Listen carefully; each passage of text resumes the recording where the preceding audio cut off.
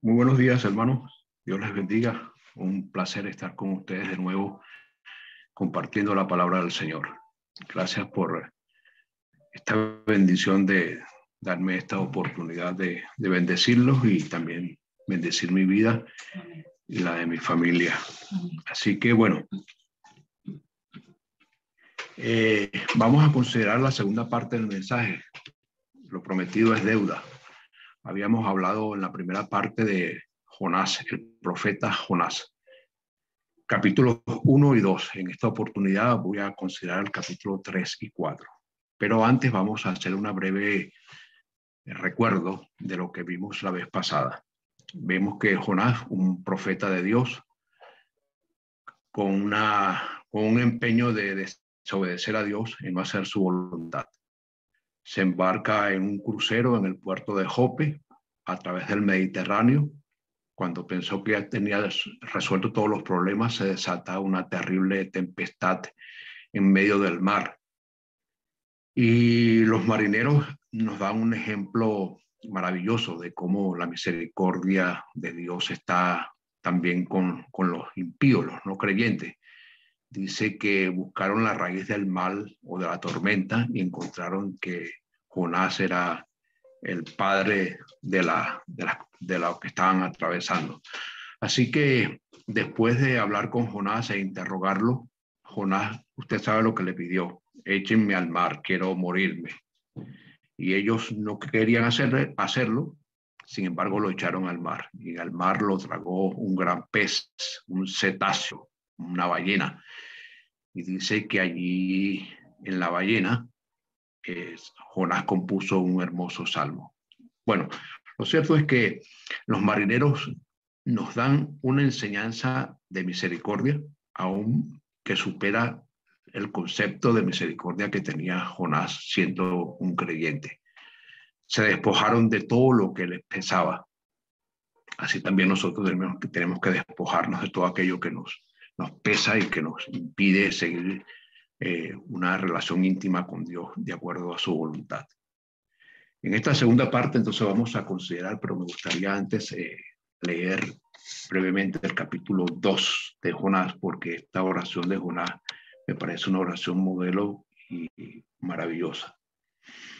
Dice que Jonás oró a Jehová, su Dios, desde el vientre del pez y dijo: invoqué en mi angustia a Jehová y él me oyó.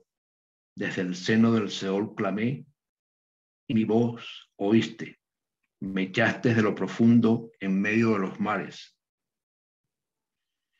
y me rodeó la corriente.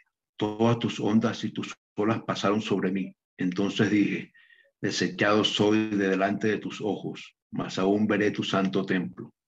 Las aguas me rodearon hasta el alma. Rodeóme el abismo. El alga se enredó en mi cabeza. Descendí a los cimientos de los montes. La tierra echó sus cerrojos sobre mí para siempre. Mas tú sacaste mi vida de la sepultura, oh Jehová, Dios mío.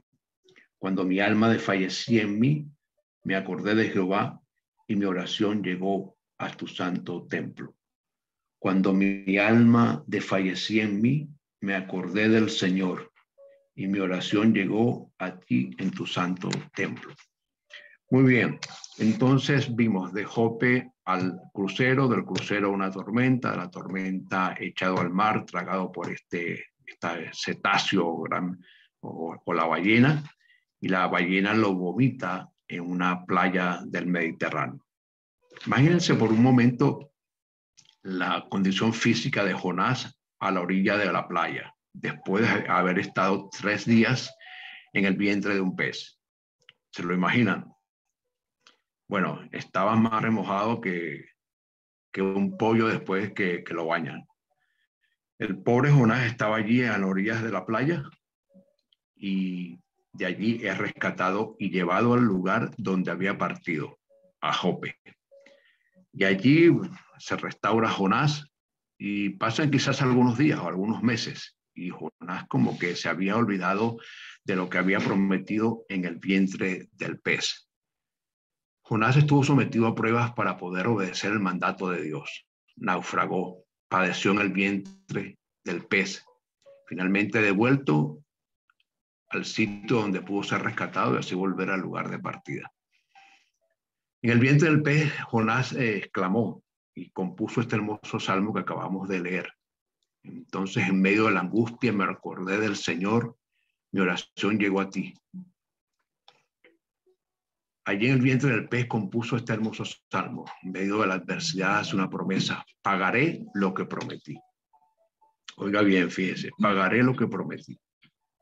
Parece que cuando estamos sometidos a pruebas, a tormentas, a dificultades, cuando no tenemos esperanza, entonces hacemos muchas promesas al Señor.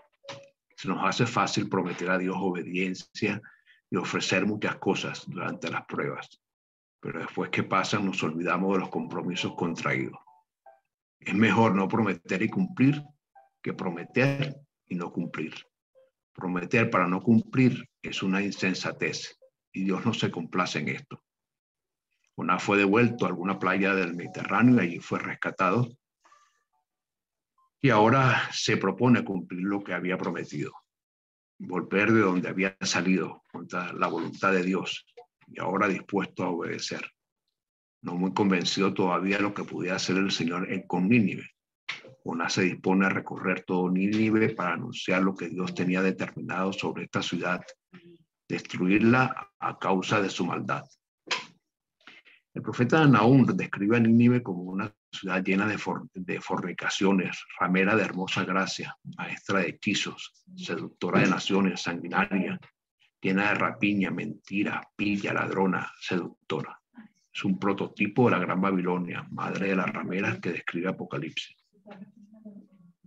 Jonás pensó que lo sucedido en su frustrado viaje a España, Tarsis, el naufragio y sus consecuencias fue solo un susto, que todo había pasado, pero no.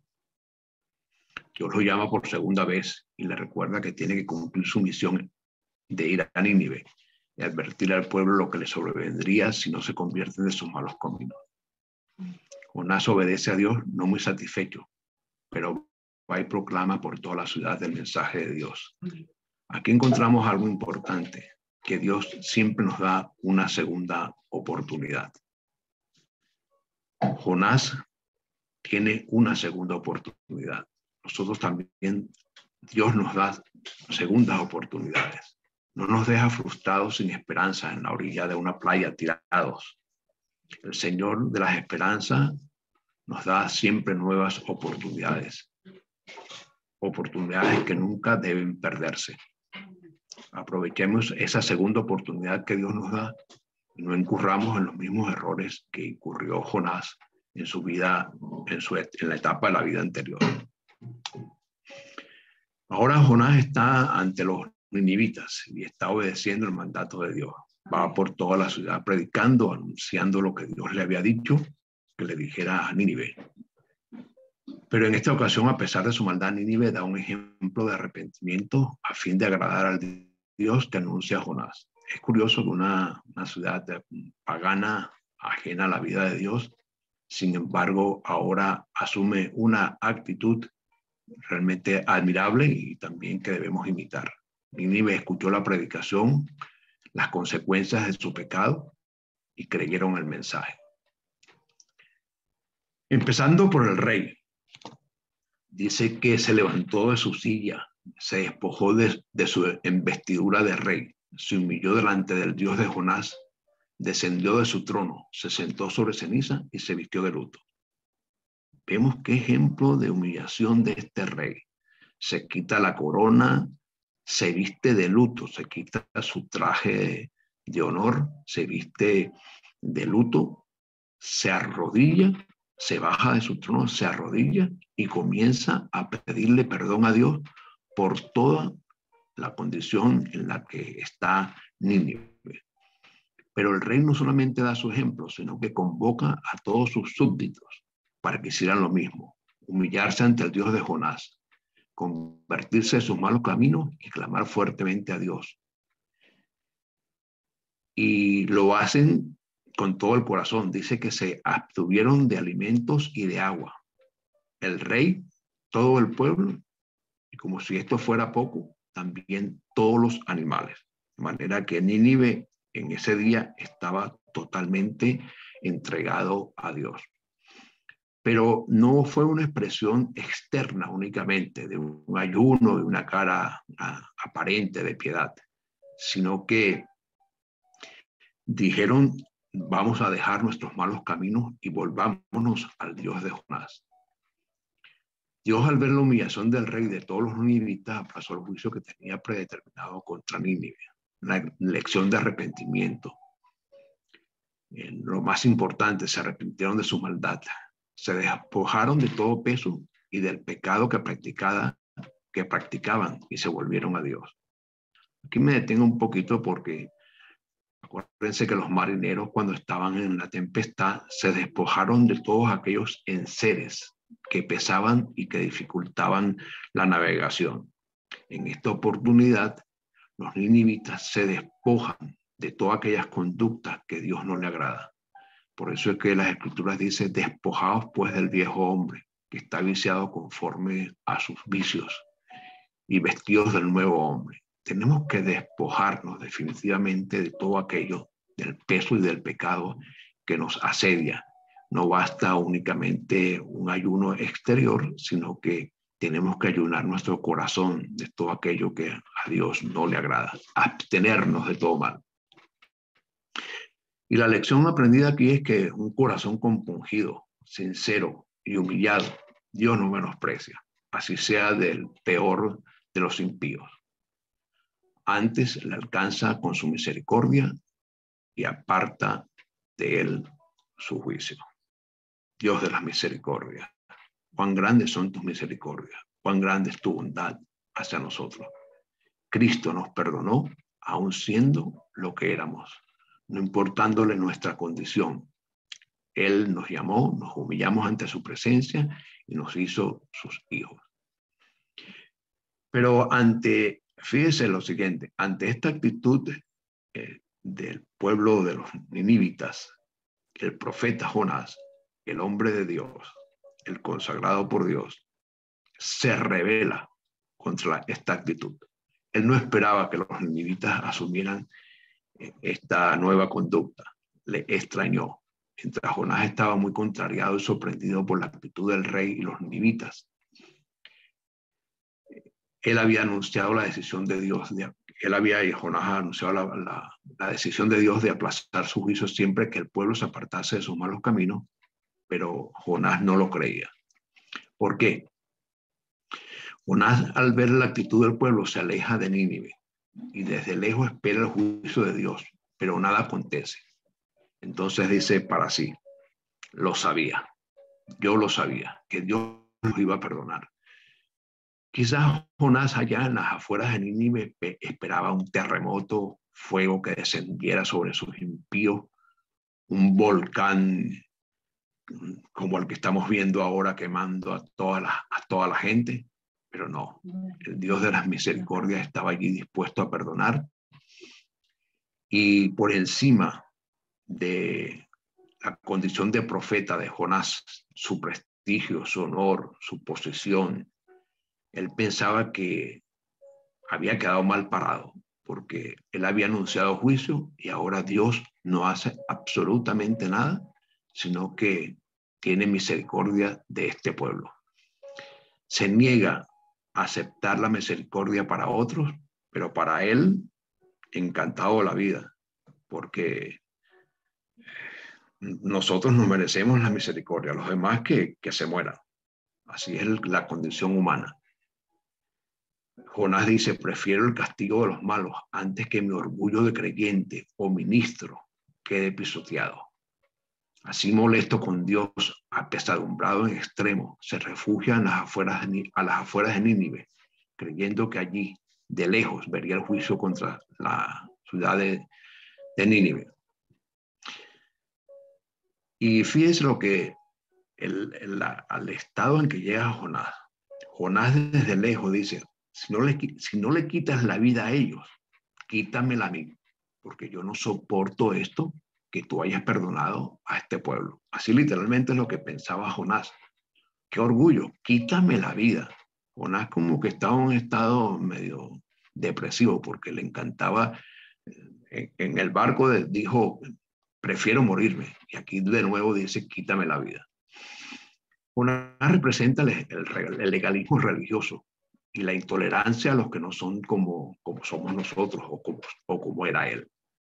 Jonás prepara entonces en las afueras de Nínive una enramada, así como la que Pedro dijo, hagamos una enramada. Bueno, así Jonás hizo una enramada, una carpa, una pequeña carpa. Y allí sentado, descansando, se durmió con un sol inclemente, pero Dios allí está mostrándole la misericordia. Dice que hizo crecer una calabacera. La calabacera, si es la planta de la calabaza, tiene unas hojas muy grandes, de manera que esa trepadora o enredadera le hizo de techo a la enramada que se hizo Jonás. Allí estaba esperando que viniera ese gran terremoto, el fuego de Nínive, pero se siente frustrado como profeta y se revela interiormente, para decir una palabra castellana o española, se cabrea con Dios, quien lo envió, quien lo había enviado a predicarle a Nínive, pero que ahora no cumplía su palabra. Su obstinación y orgullo es tan grande que desea morirse, así lo dije anteriormente. Pero Dios obra conforme a su poder y no conforme a nuestros criterios, buscando nuestro propio prestigio. Nosotros buscamos nuestro propio prestigio y no la honra de Dios. A Dios no podemos obligarle, esto hay que repetirlo 2 veces, a Dios no podemos obligarle a hacer lo que nosotros queramos o se nos antoja. Aún tomando versos bíblicos para sustentar nuestras peticiones llenas de orgullo. Repito, a Dios no podemos obligarle a hacer lo que nosotros queramos o se nos antoja. Aún tomando versos bíblicos para sustentar nuestras peticiones llenas de orgullo. Dios ve el corazón.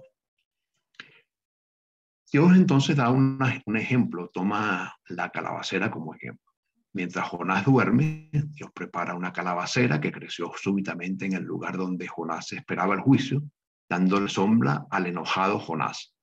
Jonás está feliz por la calabacera que le da sombra y lo protege de las inclemencias del tiempo. Pero esta alegría le dura muy poco. Al otro día, al levantarse, se da cuenta que la calabacera por la que tanto se alegró ahora está seca. Y él no tiene cobijo. Se desmayaba por el sol y el viento seco que soplaba. De nuevo Jonás se queja y allí está Jonás, deseando la muerte. Aquí hay una lección. No nos acostumbremos a las sombras de las calabaceras. A veces nuestro estado de confort, de que todo lo tenemos, nos acostumbramos a ello. Y como dicen por ahí, ¿quién no se acostumbra a lo bueno? Por cierto, no nos acostumbremos por mucho tiempo a las comodidades temporales. Las calabaceras pueden secarse, pero el que hace la voluntad de Dios permanece para siempre. El mundo y sus deseos pasan, son calabaceras, pero el que hace la voluntad de Dios permanece para siempre. Ahora Dios entra en escena y le dice a Jonás, haces bien en enojarte tanto, Jonás, tanto te enojas por lo que yo he hecho. Te enojas porque no castigué a los ninivitas y ahora te enojas porque te sequé la calabacera. Y Jonás responde, mucho me enojo, estoy extremadamente molesto. Repito la palabra española, estoy cabreado, prefiero morirme. Dios le responde, la calabacera de la que tú te quejas está seca y por eso te molestas. Sí, por eso me molesto, le dice Jonás. Bueno, es bueno recordarte que en primer lugar, tú no sembraste la calabacera, no la regaste, no la cuidaste. En espacio de una noche creció y luego se marchitó. Si tú te da lástima la calabacera, que ni regaste, ni sembraste, ni cuidaste, ni protegiste, cuánto más yo tendré misericordia de un pueblo que desconoce mis caminos, que me ignora y que ha hecho lo que ha hecho porque no hubo quien le advirtiera a tiempo de su mal camino. Entonces, Jonás, ¿en qué quedamos? Si tú amas a la calabacera, ¿cuánto más yo a Nínive? Porque de tal manera amé al mundo que he dado a mi Hijo para que todo aquel que en él cree no se pierda, mas tenga la vida eterna. Si tú te molestas por la calabacera y no quisiste que se secara, cuánto más yo amo a Nínive y no quiero que se seque. Concluimos, hermanos. Dios desata muchas veces tormentas en nuestras vidas porque parece que es la única forma que obedezcamos a su voluntad. Nos encierra de tal manera que no nos quede otra alternativa que obedecerle. Un encierro de amor para bien. No nos empeñemos en hacer lo que nos venga en gana para satisfacer nuestros deseos o querer imponer nuestra propia voluntad. Nos puede pasar como Jonás, que naufraguemos en nuestros intentos de apartarnos de la voluntad de Dios y sufrir las consecuencias de nuestra desobediencia. Nuestro orgullo, prestigio, nombre, ministerio, etcétera, están por debajo de la misericordia y amor de Dios. Dios obra como Él quiere, no como nosotros queramos. Un corazón contrito, humillado, que se vuelve a Dios, Dios no lo rechaza, aún el de nuestro peor enemigo. Dios se compadece y nos perdona. No nos rebelemos contra Dios. Humillados pues bajo su poderosa mano, aceptemos su voluntad y Él nos exaltará cuando fuere tiempo. Recuerde de dónde Dios nos ha rescatado. Si Cristo perdonó nuestros pecados, si Cristo nos ha recibido siendo lo que éramos, cuánto más recibirá a todo aquel que invocare su nombre. Así que perdonemos como Dios nos perdonó. Tengamos misericordia como Dios ha tenido de nosotros, que no ha tomado en cuenta nuestros pecados. Un fuerte abrazo y Dios les bendiga en el amor de Cristo. Amén.